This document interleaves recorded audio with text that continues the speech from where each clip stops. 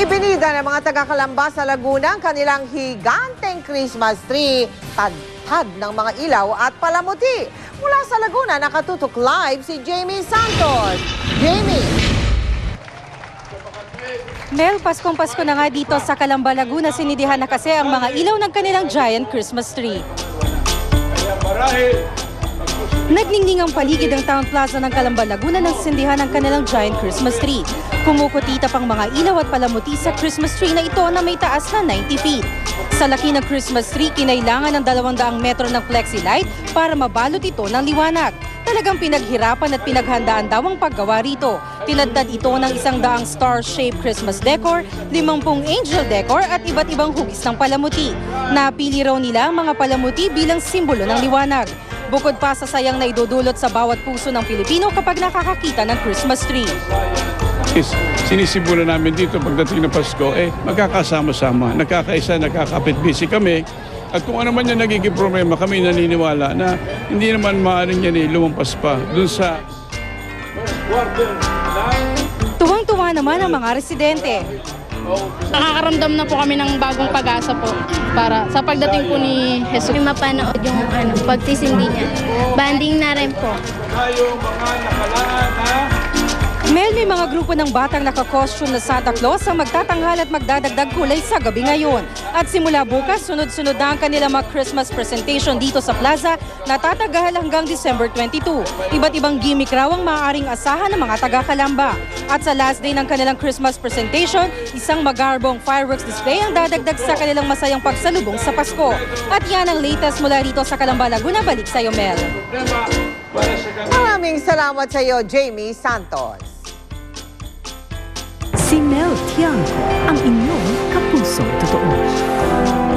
Kagabi po ay napanood ninyo ang aming ulat tungkol sa yamang dagat ng Dilasag, bayan sa Aurora. Sarap ng mga lobster, hindi po ba? Sa ikalimang bahagi naman ngayong gabi, ang ating Give a Gift project doon, mga kapuso naman nating dumagat ang nagbahagi ng kanilang kwento. At mula sa kwentong ito, panibagong aral ang aming napulot. Tungayan po ninyo ang handog sa atin ng mga katutubong dumagat sa Aurora. Sinalubong kami ng maindayog na musika at matikas na sayaw ng mga batang dumagat ng Dilasag, Aurora. Ang nag-iisang babae sa grupo, si Lorna. Si James naman, ang sabi ng kanilang guro, ang siyang pinakamatalino. Ang pinakamahusay uminda, si Jerry. Bagamat sapat na ang mga ngiting isinukli, ibinukas pa rin nila ang kanilang kultura bilang pasasalamat sa hatid nating mga pamasko. Pag sumasayaw ko, nagbibigay ako ng saya sa mga tao. Kaya gusto ko pong magsayaw. Pero para kay James, pagsubok ang pagiging isang dumagat. Kasi bali half-half po siya parang mas gusto pa po niyang maging Ilocano na lang kaysa maging dumagat dahil lang po sa tukso ng mga kaklase. Sa halip na mawala ng loob, nagsisilbi daw itong inspirasyon kay James para abutin ang kanyang mga pangarap. Gusto ko pong maging pulis dahil tutulungan ko po ang aking mga katribong dumagat. Si Lorna naman, pinasilip ang paraan ng pagpapaganda ng mga dumagat. Ngunit ang pinakaagaw pansin ay ang subang sa tenga ng mga babae. Siyempre, hindi ko naman inaalis kung matapon yung isa, di manggawa na naman ako ng iba, ilagay ko na naman, kanya medyo linumaki. Nakakalungkot mang isipin, pero sa tenga na lamang ng mga nakatatandang dumagat, makikita ang subang. Nag-eskwela na yung mga iba ngayon. Hindi na nila maalaala yung portura namin noon. Wala nang portura ang tribo kung malimutan nila. Sa kwento binahagi ng mga dumagat, natutunan namin ang kahalagahan ng kultura. Kasama ng mga regalong aming hatid, hiling rin namin ngayong Pasko na mapagyaman ang kultura ng mga dumagat.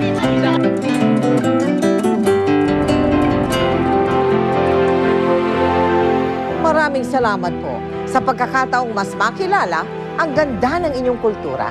Damang-dama po namin ang Pasko sa init ng inyong pagtanggap sa amin. Marami pong salamat. Samantala, bukas na po ang unang araw ng Noel Christmas Expo sa World Trade Center. Magbubukas po ito ng alas 11 ng umaga hanggang alas 9 ng gabi. Hanggang November 27 lang po ito, mga kapuso. Bahagi po ng kikitain dyan sa Noel Christmas Expo ay idodonate sa mga projects ng GMA Kapuso Foundation. Magkita-kita po tayo doon bukas. Sa mga nais na makibahagi sa aming mga projects, maaari po kayo magsadya sa aming tanggapan. Pwede rin po kayo magdeposito ng inyong mga donations sa aming mga bank account o sa anumang sangay ng Cebuana Luwilier o maglagon sa www.kapusofoundation.com. Susunod, exclusive, kuwang-kuwa sa CCTV, babae, nabulutan ng bag. Mga sospek, walang kawala. At ang agaw eksenang circus acts na libreng mapapanood dito sa bansa. Tuloy ang pagtutok dito sa 24 oras.